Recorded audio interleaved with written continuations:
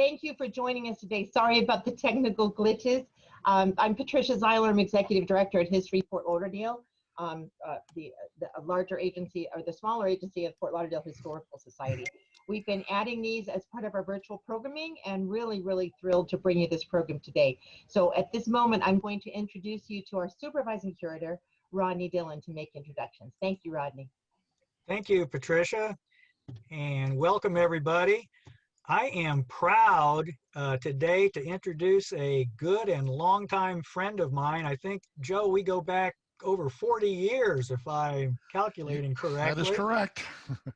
And this is Dr. Joe Knetsch, or Dr. Joe, as he's familiarly known to by many Floridians, especially folks interested in history. Joe is the most prolific historian I know. He's written over 200 articles and authored 12 books. Now 13. 13 now. This is the 13th. That's this one. We're viewing to 13 today.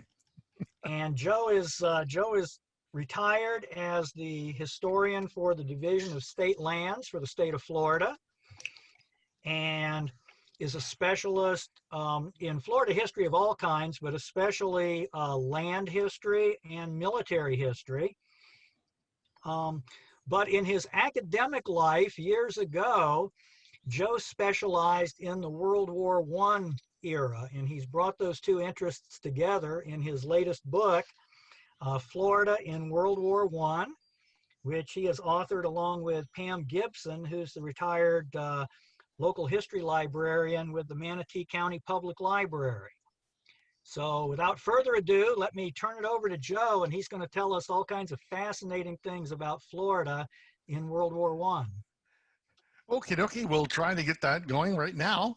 And as you can see, we're in the very first thing we have.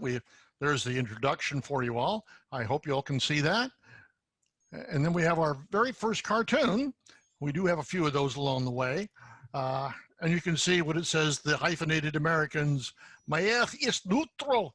And that is one of the big things we were looking at when we first look at this. I once did a paper for my good friend Ed Keichel at Florida State University, dealing with the attitudes of Floridians towards the First World War. So I got together with looking at the number of the newspapers we had at FSU and, of course, the State Library of Florida, where I did an awful lot of work over the years, and found a number of things which would indicate what the attitude was. You've heard a lot about the yellow press during the Spanish-American War. Well, it wasn't much different in the First World War, and the attitude, of course, had to be somewhat tempered. And what I'm talking about basically is we didn't want to get involved. We had a president, Woodrow Wilson, who of course had no interest in being involved in the First World War whatsoever. It was hurting prosperity if we got involved. And don't forget, we were just coming out of another recession at that particular time. So therefore, we were looking at things to, shall we say, keep the economy going. This sounds very familiar, I'm sure, to 20th century Americans. We've had it happen frequently. So as a result, what we have here is a number of the hyphenated Americans who wanted to remain neutral. Now, you'll see, of course, immediately in that cartoon, one of those grabbing a hold has got a Pickelgruber helmet on it, with the guy, of course, playing German music in the background with the tuba. Gives you the pa stuff that they, well, again, characteristic of the cartoons of the day. And you also, of course, see a gentleman that looks like on the other coattail, an Irishman. You note the little hat on top that you would find on top of a leprechaun or something like that. It's a good story, you know, eh? But what you've got there are the two biggest blocks of votes that Woodrow Wilson had to appease, or at least make it appear as if he were as neutral as could be. He personally probably was more neutral than most. Remember, the gentleman wanting the most involvement for the United States at that time was former President Theodore Roosevelt. He and Henry Cabot Lodge and many of these people were already thinking about getting geared up to go to war. It started what became known as the Plattsburgh movement a little bit later on, involving another good associate of Theodore Roosevelt, a guy named General Leonard Wood. These people were all involved in trying to get the United States involved, saying Germany is a danger. It wasn't so much a danger militarily, but it sure was economically. And for those of you who did not know this, and Rodney may be the only person here who does know it, my master's thesis was on German-American economic rivalry and the origins of our entry to the First World War. I did at FAU back in the 1970s. So you get an idea that this has been a long-standing interest of mine. And of course, my dear friend Pam Gibson, we were able to look at her collection of stuff on German materials in America, and also take a look at what was going on in Manatee County on the other side of the state.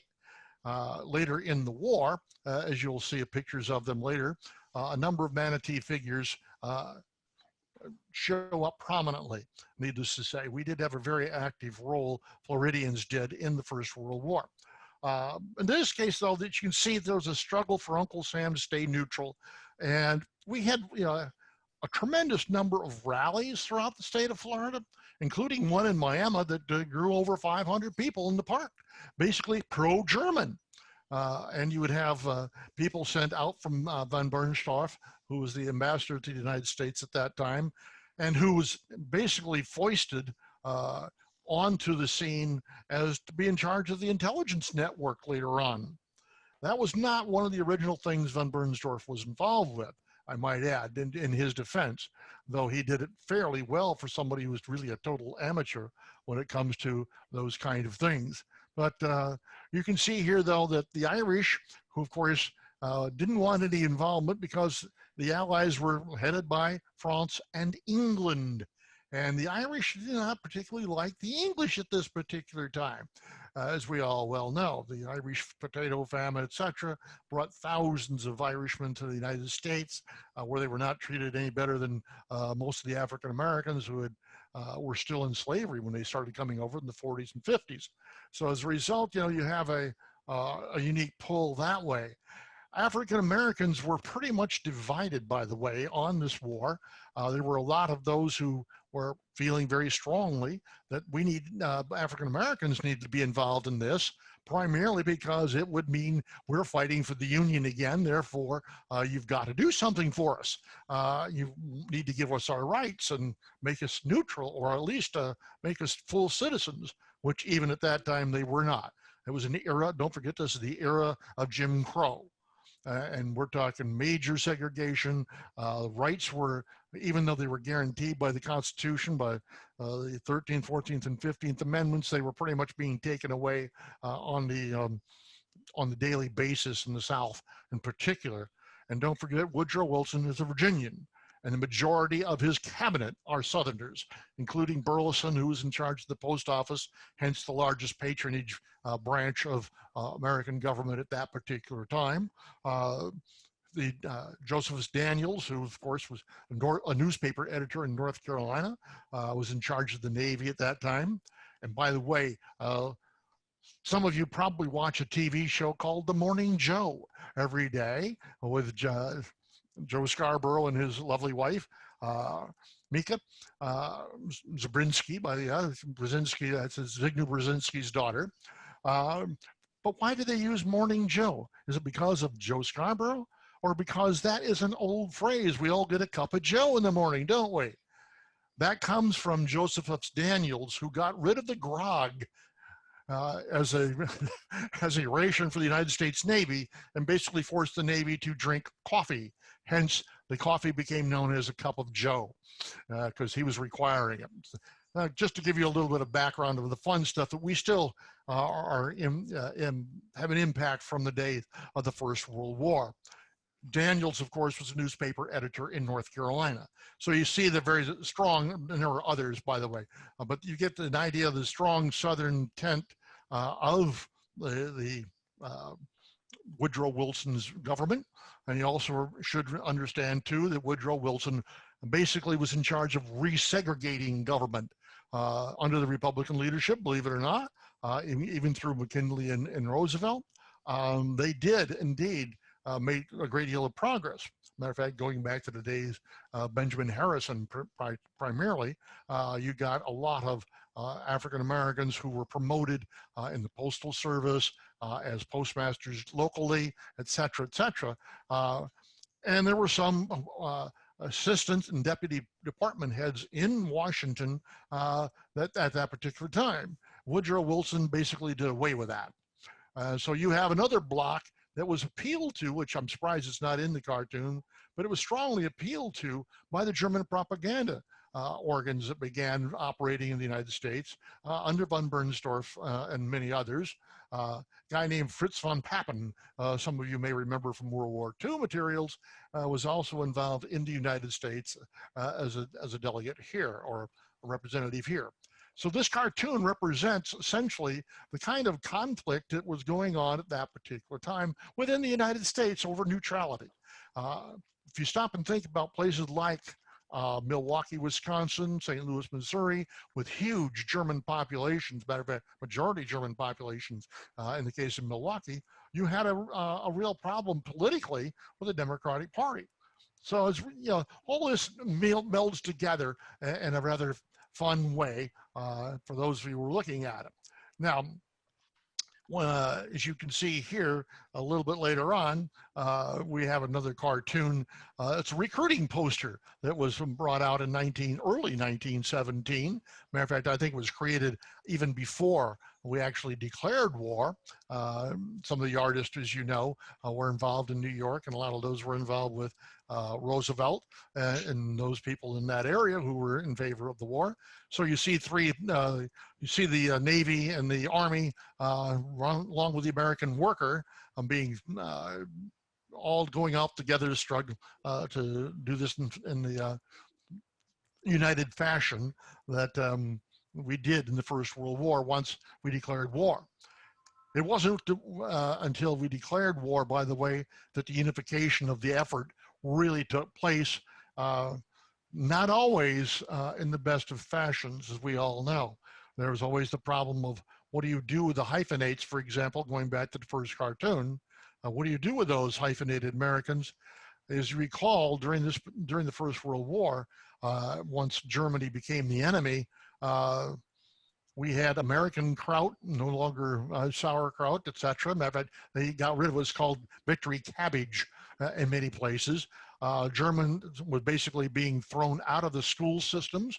There were some tarring and feathering, particularly in the Midwest, which of course was the most isolationist portion of the United States, as it was before World War II.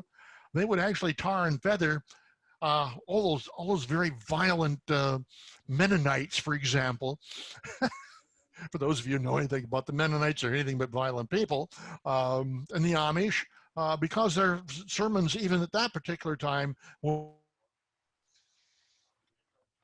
in German frequently. So as a result, they were tarred and feathered and told not to, and forced to contribute money to the Red Cross or the victory bonds or whatever. It was a very brutal time for people who had, were from Germany or had strong German backgrounds, not necessarily unpatriotic for America, but they were indeed still trying to keep true to the homeland and what they grew up as part of their cultural heritage, and that was being thrown out. Most of the schools, matter of fact, all of the schools in Florida quit teaching German, for one, give you an idea of our involvement. And there were some isolated incidences of anti-German activity in the state of Florida. They were more isolated than they were elsewhere, so you get an idea. Okay, now there's, of course, again, the poster of the United thing. The propaganda war that went on, and this poster is part of that propaganda war in the United States, was basically, and this is always the fun part, run out of Wellington House in England. The English propaganda machine was fantastic. It was modeled, I don't know on whom, but it was one of those things that they used a lot of names that you already are familiar with, as a matter of fact. For example, Sir Gilbert Parker was in charge of a lot of this at that time, and he got a number of very famous writers to work on his behalf to write stories from the end of what was going on in Europe from the English point of view. And as you remember, one of the key factors of why the English were so dominant is one of the first acts of the British government once the war was declared was to cut the cable, the international cable, from Germany to the United States. It had to go through London if it was going to make it anywhere. So you get an idea that the control of what got over here was pretty much in their hands. And of course, as we already know, as I mentioned, Sir Gilbert Parker was involved in that. He recruited some very famous people to work for him. For example, Sir Arthur Conan Doyle. I think all of you know him as the father and origins of some guy named Sherlock Holmes. The writer thereof was a propaganda writer for the British during the First World War. As was, of course, Lord Bryce, who was extraordinarily well respected in the United States and who later put out the infamous Bryce Report on the atrocities in Belgium, which talked about the German soldiers spearing Belgian babies with their bayonets, throwing them up in the air. There are cartoons in that book on the Belgian atrocities that are pretty gruesome, even today's looking at it. So you get an idea of what was going on here. It was vicious propaganda all the way. Americans, of course, were trying to get it in their mind what was going on. Bryce, by the way, wrote a very famous two-volume thing called The American Commonwealth, which basically many people learned about American government in the United States through that particular work by an Englishman. You know, I gather they didn't read Woodrow Wilson's writings because they're very turgid. Believe it or not, that's the way it worked. I'll give you an idea of some of the other famous names who wrote propaganda for the British at this time. Thomas Hardy, you might remember him a little bit along the way. Some of you watched Father Brown on TV, on public television, I would hope. It's one of my favorite series, written by G.K. Chesterton. Guess who was also part of this group writing propaganda? G.K. Chesterton. Rudyard Kipling, I think we all know him, and some other guy named J.M. Barrie. For those of you who don't know, remember Mr. Barrie, Peter Pan might come to mind. And those of you who are old enough, remember Mary Martin, the actress, flying around on the first TV appearance of Peter Pan. And you could actually see the wires in those days. It was quite hysterical almost, but that was exactly what was the kind of thing. These are the writers. This is the quality of writers. Everybody knew these writers at that time. They didn't know the German writers. I mean, very few German writers were very popular here. Maybe translations of Goethe would be about it, maybe sometimes Schiller, but no other German writers were very well known in the United States. Though I think some later on, of course, got into Nietzsche for whatever reason. I find him very difficult. Karl Marx was not very popular here, even though he may have been also a German writer, but he did not favor the war, as we all know. So you get a great deal of what was going on there. And not only that, but you had what else was going on at this time when these guys were handling this was rather interesting.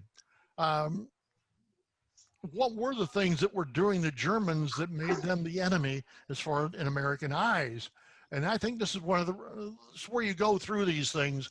I know this is going to be repetitive for some of you who have read Rodney Dillon's classes at the college, but you get an idea of what's going on here. What were the ethics involved in all of this? The kind of things they did was somewhat difficult to work with.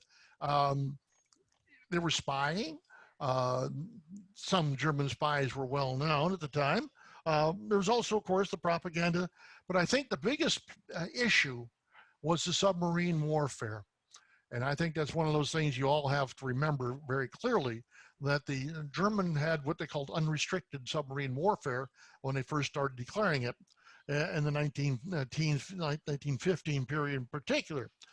Some of you will probably remember the Sussex being torpedoed and sunk with some loss of American lives. But the most famous, of course, act of violating of American neutrality was the sinking of the Lusitania.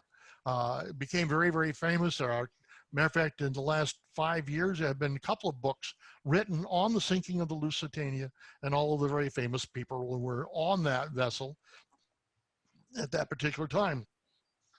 One of those, of course, that was on that vessel was one Archie Butt, a name that most of you will not recognize at all, but he was kind of the right-hand man and kind of the front man for Theodore Roosevelt in the 2 terms of president that he served.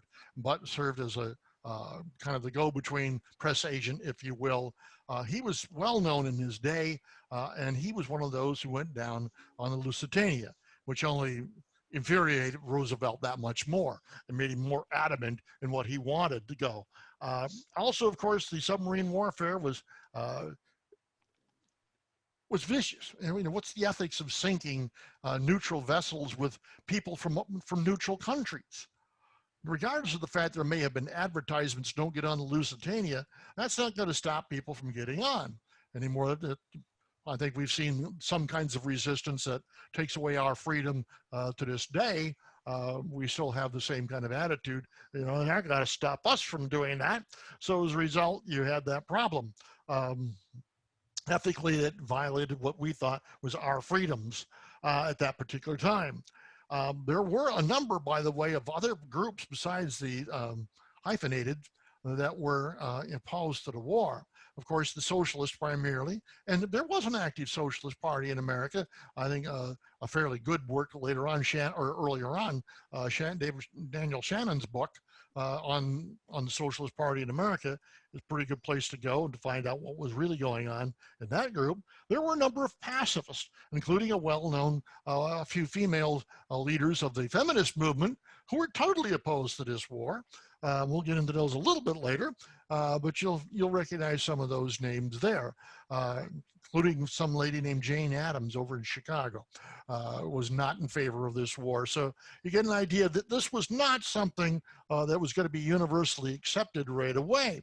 Not only that, but you've had, of course, like we've already mentioned, the Pittsburgh group or Plattsburgh group that Roosevelt and Lodge had gotten together, and a lot of people who were in favor of what was called preparedness at that time. We also had a similar fight before World War II that Franklin Roosevelt had to overcome in the way they did at that particular time. So as a result, you know, you've got all this going on. It's really gives you an idea of just how non-united we were before we went into the war. We should also mention, by the way, that about 70% of the news that reached the United States from Europe came through British channels. And those who were on the Entente, there were some independent things from Belgium that were still in existence that were coming through, all coming through primarily the London cables network at that particular time.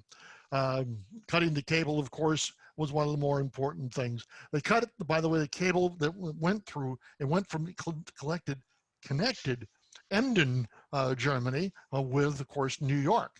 So therefore, immediately, the press in America was deprived of any pro-German kind of stuff for the most part. Almost all of this stuff went through an official press bureau in London that censored everything that went through. Yes, some German information got sent, but it was not stuff that was going to be really keep the Americans out of war, etc. They were simply giving certain things just to make it look as if they were neutral, quote, along the way. And of course, with the war was being fought primarily in Belgium and France at that particular time. And it was kind of a unique thing here. Here, let's go down. Where are you going there? One of the biggest problems, of course, was the fact that the French army was like a lot of other armies in Europe, not necessarily all that prepared to go to war. And one of the people who was trying to get the French army prepared for war was General Joffre, that you see here, Joffre. That's his signature, by the way, over the postcard that I happen to own, believe it or not. Rodney helped me collect some of these things over the years, so he knows where some of this stuff is coming from. You get an idea, though, that this was rather a unique kind of thing that we would have to argue over all that. And of course, they would have to take on De Keyser, and this is a more official victory or portrait of Kaiser Wilhelm I. Kaiser Wilhelm, what's the nice way of putting it? Not the brightest bulb in the bunch. Okay. He was pretty much controlled by a lot of people, including many in the military who were in favor of this war. But at the same time, he has to bear the responsibility for it because he was the head of it, and he approved almost everything that was involved with going to war. And of course, you all know the war was well planned on the German side of things. Going through Belgium, maybe even the Netherlands if they needed to, it was planned long years before that. It was done under a guy named von Schlieffen, and General von Schlieffen's plan was pretty much rote for a while. But as you all know, the German railway network, which supplied the armies, basically ended at the Belgian or French border. That became a real problem for the German army when they invaded France, because they could not get the supplies. They'd have to unload them and then take them by the transportation system in between. The transportation system, we might mention, just to remind you, this is the First World War, as it was in the Second World War, heavily dependent upon horses. I want you to remember that point because that's one of the more important points when it comes to sabotaging America's effort in the war. When they attempted to, they actually had a gentleman here who was assigned to put in glanders and other disease, anthrax, vials, and inject our horses and mules in the area of Virginia and Kentucky to prevent them from making it to the front. Because the United States, even though we were talking about an era of Henry Ford, did not have a whole lot of motor works going on for the military at that time. It was considered by the cavalry officers who controlled a lot of the policy at that time to be totally un-American to do something like that. So horses became rather important. And don't forget, even during the famous or infamous Blitzkrieg of the Second World War, at that particular time, horses were still extraordinarily important when you take a look at the invasion of Poland, for example, in 1939. You get an idea how important the animal flesh was to getting materials to the front and then also in fighting. By the way, you take a look at Ph.D. Liddell Hart's German Generals Speak, the English version of it. There's an American version that has a different name. And it was kind of an interesting thing because one of the things he asked one Hermann Goering, as you all know from the Second World War, who by the way was a First World War pilot and a hero in Germany at the time, why didn't you use gas in the Second World War? Some people have asked that question before, and the answer is this. Says our transportation depended upon over 200,000 horses. He actually mentioned 258,000 horses as the number he used in that book. And he says, if we had used gas, we would have lost them, and there would not have been a blitzkrieg as we knew it. So very bluntly, it was still an important means of transportation and getting guns and food and ammunition to the front, even in the Second World War, regardless of all the tank warfare that we know about and saw expanded and improved greatly in the Second World War over what the crude materials that they used in the tank or in the First World War were all about. And of course, the gentleman who wanted to keep us out of war, and Matt he was reelected in 1916, was President Woodrow Wilson. Did he want to keep us out of war? Really? Yeah, I think he did, because he wanted the recovery, and he wanted to have the United States extraordinarily powerful. Unless you're an economic power, you're really not much. So you get an idea what Woodrow Wilson was thinking at that particular time. You're getting a general overall picture of why the United States started basically looking at going into that war on the side of the Entente powers. We should also mention that Woodrow Wilson decided to get involved with some of the propaganda. And after the United States got together, he hired a guy named Creel, George Creel, a name you should remember because if there is a gentleman most responsible for our propaganda, including propaganda today, he is the gentleman who set the pattern for us.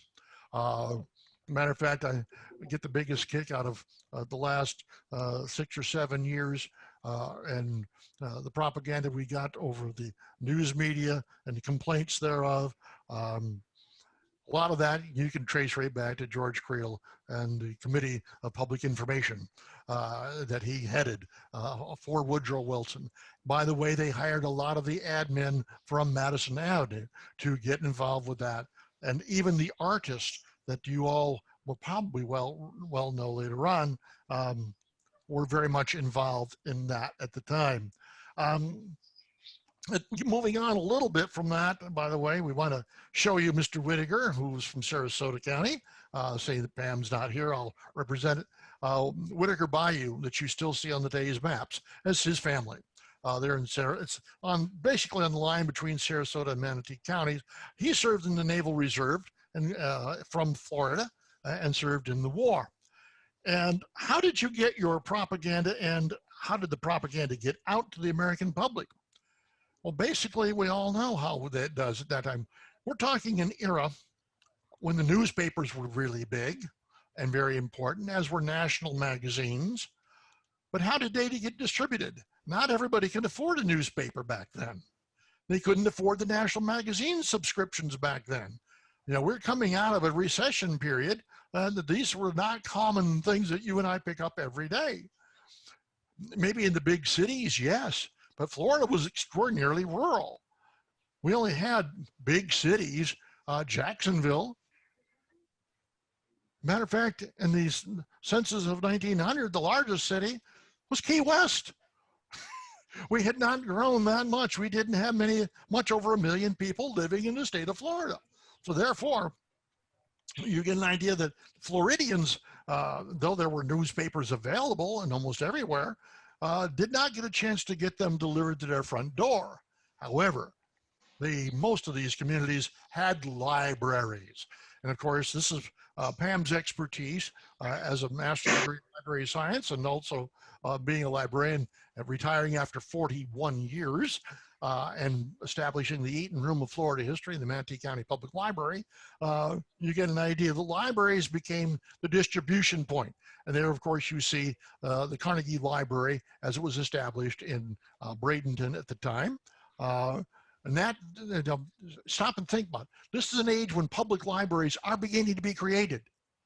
This is the age of the Carnegie Libraries being created. Andrew Carnegie did not become wealthy enough to do all this until a little bit later in life, and he did do it. Florida benefited greatly from the public library system or the libraries that were created by Andrew Carnegie's fortune. Yes, it was built on some pretty harsh labor policies and very pathetic pay and some brutality on the part of people who worked for Carnegie. But for the most part, the money he used went out because he benefited as a young man from the libraries in his hometowns, and he therefore was going to make sure that libraries made it elsewhere.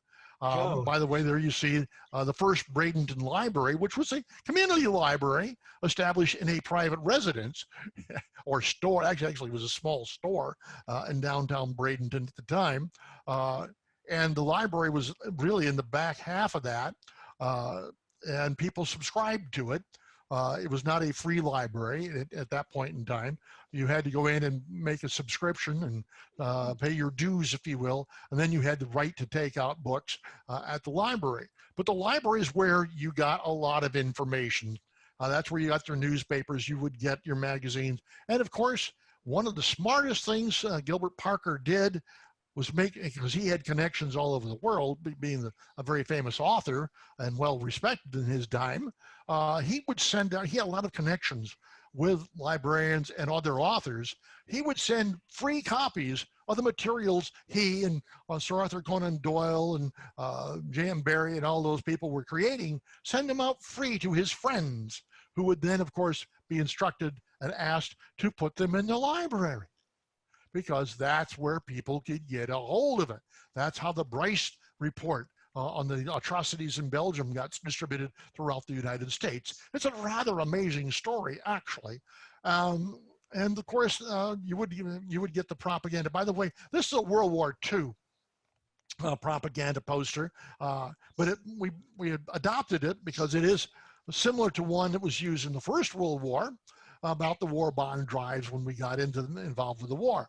And how do we know it's World War II? Well, just take a look at the plane that the young boy is holding. That is not a World War I plane.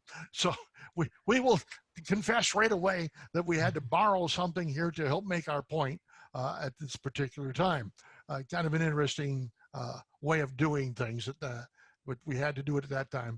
By the way, every single training center for American soldiers had a library. This is the one at Camp Johnston outside of Jacksonville. That later was a rather important thing. And you can see that's a substantial building.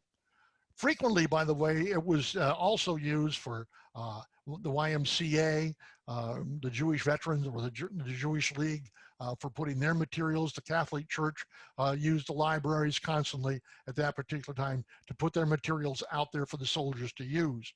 The interesting thing about all this, whoops, going back, gotta go back. The libraries like this that you see frequently were places where big book drives were contained. Once we got involved in the war, there were a lot of people in the United States, thank God for free public education, who could read. Our literacy rate was very high compared to the rest of the world, extremely high. And as a result, most of our soldiers and sailors and ladies who served in the Red Cross and or Salvation Army, where they did a lot of really great things, like inventing the donut. For those of you who want to know that, the donut was invented as a a means of feeding our frontline soldiers. And the whole comes from the fact that they built it around a shell casing.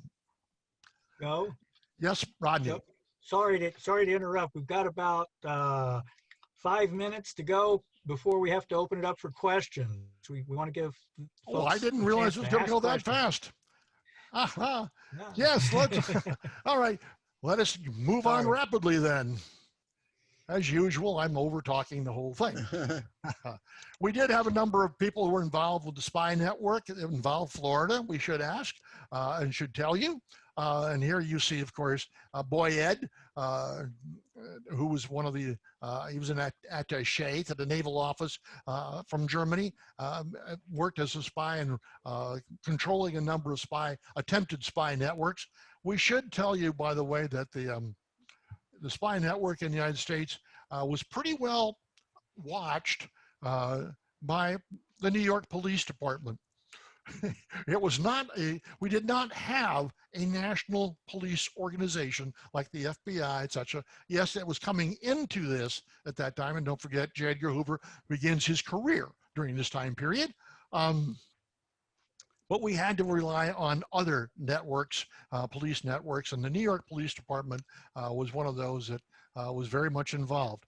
There are a number of really good books on spying, and especially the explosion of the Black Tom, which was a large munitions place where they kept and were shipping materials out.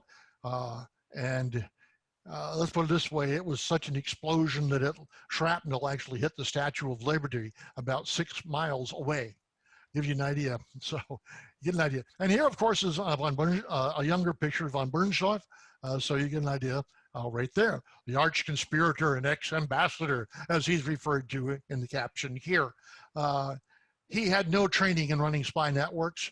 He was simply told by the Sixth Bureau, as they called it, in Germany at that time, that you're going to do it because we have nobody else available. So von Bernstorff was asked to do that. Now, you get an idea the sabotage was going on. There were people in the state of Florida who were fingered out as people who might be it. Kind of an interesting thing that my friend Ed Keichel, that I mentioned earlier, talked about. He wrote a very excellent article in the Florida Historical on the German-American Lumber Company.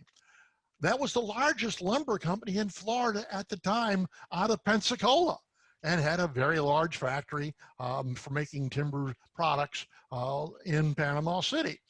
As a matter of fact, the people in St. Andrews Bay, all the way up where Panama City and Panama City Beach are, that area, were very worried that the Germans were trying to create a submarine base in St. Andrews Bay. Very, very worrisome. Have all those spies there and be able to do that. And you get an idea that that was going to be a problem. Now, I mentioned lumber and the German-American Lumber Company because in our book on the First World War that you probably saw along the way, but I will hold it up for you. There it is. That's the cover of our book. We have a whole chapter on lumber and foresters. The largest largest regiment, not division, or corps, but a regiment ever assembled by the United States Army was 20,000 foresters that were sent to France to basically harvest French timber for things like you see in this picture right here. See what they're standing on and see what they're behind, all those logs? They're standing on raised platforms made out of wood. Don't forget the trench system that went from where? From the Swiss border in France all the way to the Atlantic Ocean through Belgium. It was all reinforced or built and constructed primarily by wood. Matter of fact, when the United States got involved with the war, we had to rebuild the ports of some of the ports, particularly in the area around Bordeaux, Saint-Nazaire, and other little places like Brest, B-R-E-S-T, not to be confused with another word. I'm reviewing a book that did just that.